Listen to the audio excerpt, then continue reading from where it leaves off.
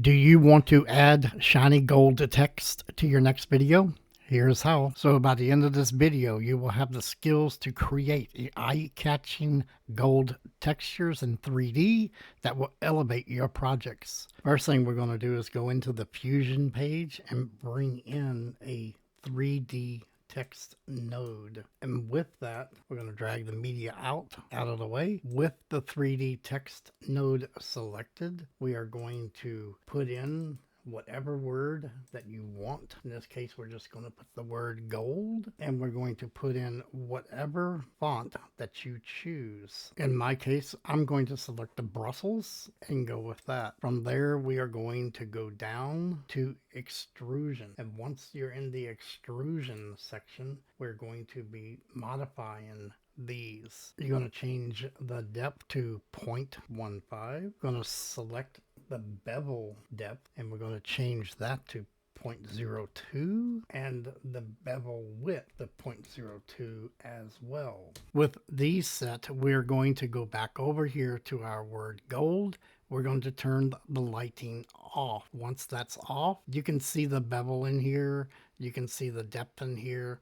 If it doesn't suit your needs, then you can go back over to the extrusion and play around with those numbers until you get to what it is that you like to see. Once that is done, we are going to go back over to our extrusion, and while we're in there, we're going to push custom. And once we're in the custom, we are going to then create and smooth out these two dots right here.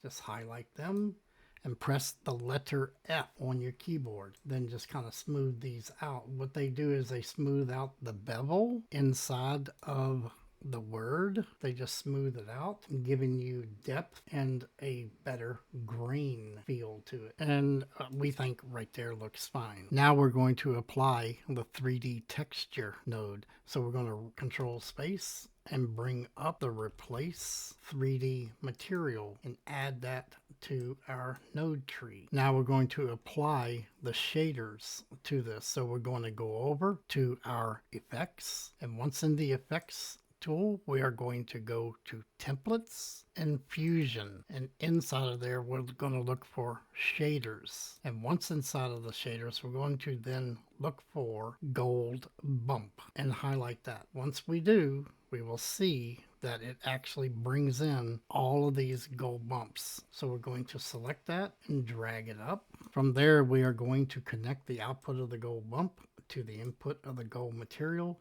As you can see, it's actually now like gold brick inside of that. If you want to play around and use gold brick, this is fine, but we don't want to use that. We want to use a shiny gold surface. So we are going to expand the gold bump, and while we're in there, we're going to take everything that's here all the way down to the blur, including the blur, and we're going to delete all of these nodes. Once there, you can just close this gold bump node, and inside of there we now have the gold. You might want to change this color to the actual hex for gold, which is this number here. This is the actual gold colored hex number that you might want to be using. From there, we're just going to bring in a render 3D node and add that to the tree. Take the output of the replace material to the input of the render 3D, make that active so you can actually see what this looks like. We're now going to want to actually slide these out of the way so we can actually then go from here